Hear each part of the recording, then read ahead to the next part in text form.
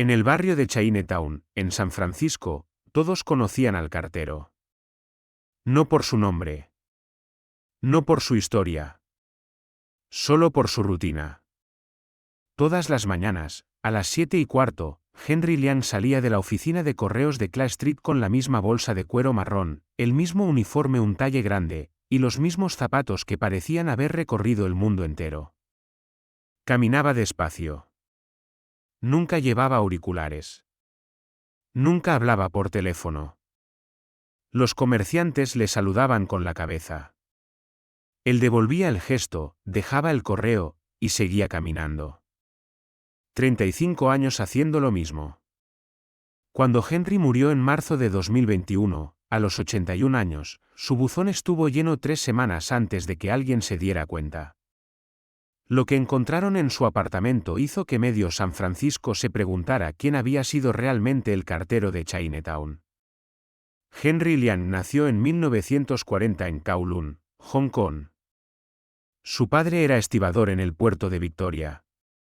Su madre cosía ropa por encargo para los comerciantes del barrio. Henry era hijo único. Y desde niño entendió algo que muchos adultos no entienden, que el dinero no es lo que tienes, sino lo que haces con lo que sabes. A los 13 años leía el South China Morning Post todos los días. No las noticias. La sección de negocios. En 1963, con 23 años y una carta de recomendación de un profesor de contabilidad de Hong Kong, Henry llegó a San Francisco. No venía con dinero. No venía con contactos. Venía con una idea, que Estados Unidos era el único lugar del mundo donde alguien sin apellido podía construir algo desde cero. Encontró trabajo lavando platos en un restaurante de Grand Avenue. Después como repartidor de una lavandería. Después en la oficina de correos. Y fue en la oficina de correos donde decidió quedarse. En 1968, Henry Liang empezó a trabajar como cartero en la ruta 94108. Chinatown. Era la ruta que nadie quería. Calles empinadas, edificios sin ascensor, escaleras estrechas. 100 paradas al día. Henry la pidió. No porque fuera fácil, sino porque era su barrio. Y porque caminar esas calles todos los días le daba algo que ningún otro trabajo le habría dado, información. Henry leía todo lo que entregaba. No el contenido, sino los sobres. Sabía que familias recibían avisos del banco. Sabía que negocios recibían pedidos de proveedores nuevos. Sabía que tiendas estaban creciendo y cuáles se estaban cerrando. No por curiosidad. Por instinto. Cada noche, cuando volvía a su apartamento de un dormitorio en Stockton Street, Henry se sentaba en la cocina y apuntaba en un cuaderno lo que había observado. No era un diario. Era un análisis de mercado. En 1971, con sus ahorros de 3 años como cartero, algo menos de $4,000, Henry compró sus primeras acciones. No eligió al azar.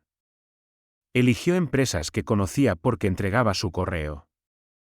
Una imprenta de Chinatown que estaba expandiéndose. Un proveedor de mariscos que había firmado contrato con 3 restaurantes nuevos. Una empresa de electrónica de Silicon Valley cuyo correo llegaba cada vez en paquetes más grandes. Henry no tenía formación financiera. Tenía algo mejor, ojos que observaban y paciencia para esperar. Durante los años 80, mientras el mercado subía y bajaba, Henry no vendió. Nunca vendió. Compraba. Esperaba. Reinvertía los dividendos. Y seguía caminando su ruta. Su sueldo de cartero era de $32,000 al año. Su portafolio de inversiones, para 1995, superaba los 3 millones. Para 2005, los 8 millones. Para 2015, los 24 millones. Nadie en Chinatown lo sabía. Henry seguía viviendo en el mismo apartamento. Seguía usando el mismo uniforme. Seguía comiendo en el mismo restaurante de fideos de Washington Street, siempre el plato más barato del menú. La dueña del restaurante se llamaba Mei Huachen. Llevaba 20 años sirviéndole el mismo plato de fideos con cerdo. Siempre dejaba propina exacta. Ni un centavo más, ni un centavo menos. Yo pensaba que era porque no tenía dinero. Ahora sé que era porque era la persona más disciplinada que he conocido. Pero lo que nadie sabía, lo que nadie supo hasta que Henry murió, era lo que hacía con el dinero que no gastaba en vivir. Empezó en 1998. Ese año, Henry fue a ver a una abogada llamada Patricia Wong. Tenía oficina en un segundo piso de Jackson Street. Derecho de inmigración y planificación patrimonial. Henry le pidió una cosa, crear una fundación anónima. La llamaron The Liang Education Trust. El primer año, la fundación pagó la matrícula completa de 6 estudiantes del Galileo Academy, el instituto público de Chinatown. 6 estudiantes que no sabían quién les estaba pagando la universidad. Patricia Wong fue la única persona que conoció el secreto de Henry durante 23 años. Me pidió que nunca revelara su nombre. Ni siquiera después de muerto. Le dije que eso era imposible legalmente. Así que me hizo prometerle que esperaría al menos un año. Cada diciembre, Henry iba a la oficina de Patricia con un sobre. Dentro había una lista de nombres. Estudiantes que se graduaban del Galileo Academy ese año y que habían sido aceptados en universidades pero no podían pagar. Henry pagaba todo. Matrícula, libros, alojamiento. Todo. Durante 23 años consecutivos. El 7 de marzo de 2021, el administrador del edificio de Stockton Street llamó a la policía. El buzón de Henry llevaba 3 semanas sin vaciarse. Cuando abrieron la puerta, encontraron a Henry Liang en su cama. Había muerto mientras dormía. Sobre la mesa de la cocina había un cuaderno abierto. La última anotación era del 18 de febrero. Decía, en caligrafía perfecta, mercado estable. Reinvertir dividendos de Q1. Llamar a Patricia. Lo que encontraron en ese apartamento obligó a llamar a un equipo de abogados, 2 auditores financieros y, finalmente, a la prensa. En el armario de Henry había 17 carpetas azules. Cada carpeta correspondía a un año. Dentro, extractos bancarios, confirmaciones de compra de acciones, registros de dividendos y recibos de transferencias a la fundación. El patrimonio total de Henry Liang ascendía a $31 millones. 31 millones. El cartero que caminaba Chinatown con zapatos gastados era uno de los residentes más ricos de San Francisco. Su testamento ocupaba 7 páginas. 10 millones para ampliar The Liang Education Trust y convertirla en un fondo permanente que financiara becas completas a perpetuidad.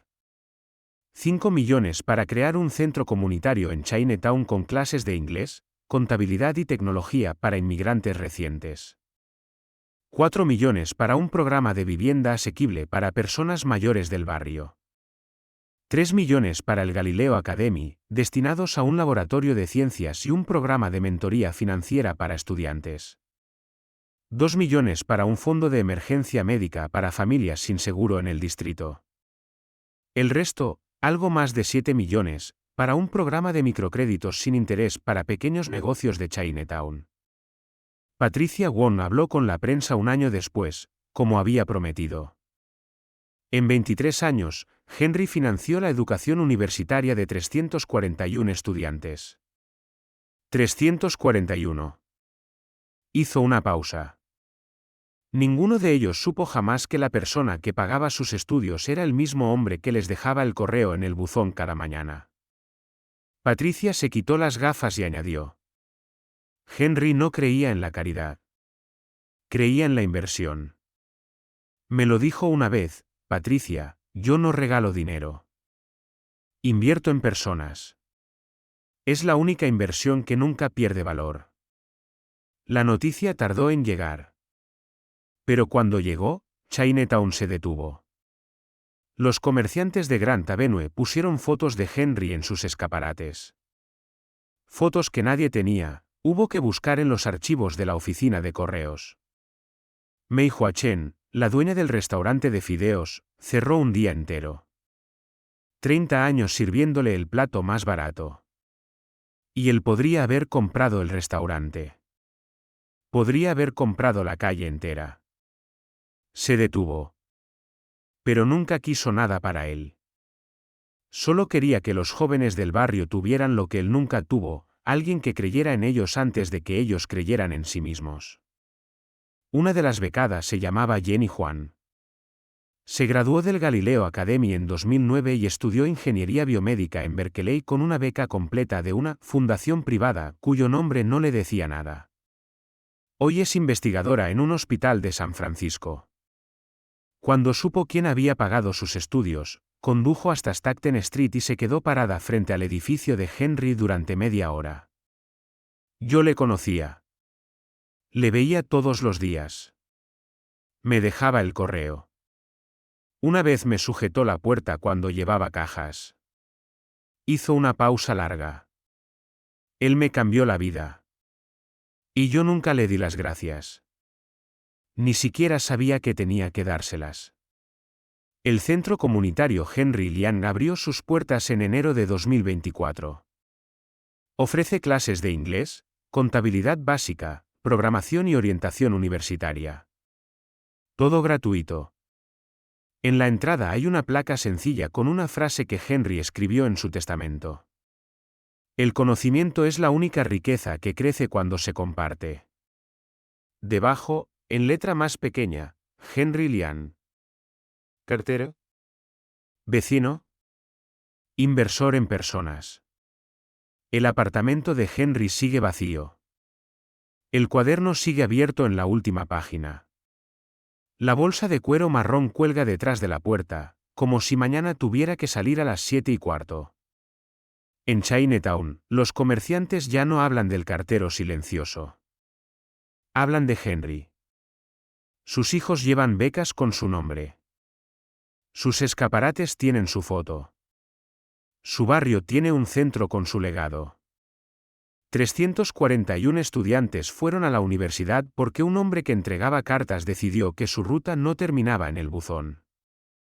Henry Lian no caminó Chinatown 35 años porque no tuviera otra opción. Lo hizo porque había entendido algo que la mayoría de la gente ignora. Que la verdadera riqueza no se mide en lo que acumulas. Se mide en las puertas que abres para los demás. Hay una pregunta que Henry respondió cada día sin que nadie se la hiciera.